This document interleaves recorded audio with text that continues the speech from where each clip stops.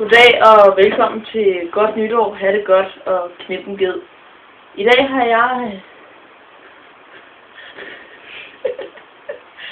cyklet Clemens i studiet, og han udtrykker sine følelser gennem ting, han tager med hver gang. Vi skal ikke gå, Clemens, skal ikke gå. I dag er det tage en ting med dag, for ham i hvert fald, så han har valgt at tage en ting med, og jamen det har jeg. Lad os se, hvad det er, Clemens. Vil jeg tage med? Ja. Vil du virkelig vide det? Ja. Nej, det ved jeg. Jo. Jeg har for eksempel taget det er lille fræk, eller hvad? Jeg har for eksempel taget de her skibriller på fra sidste års modekatalog, fordi jeg holder mig til ting, der er gamle. I de gamle Ole. Ost. Ja. Ja. Det spiser jeg tit. Vil jeg propper det også op i numsen. Vil du så gerne se, hvad jeg har med? Ja, jeg kunne godt tænke mig at se, hvad du... Jeg kan se, du har taget en Prince-CD med.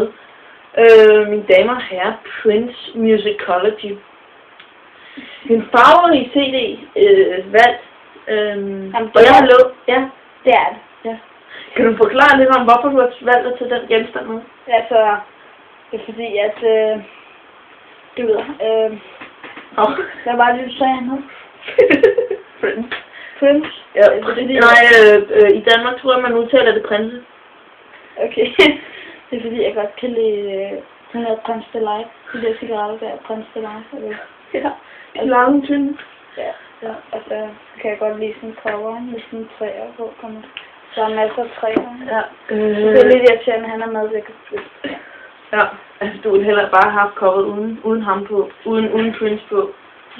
Jeg har lovet dig at spille en sang fra Prince-CD'en, så hvis du...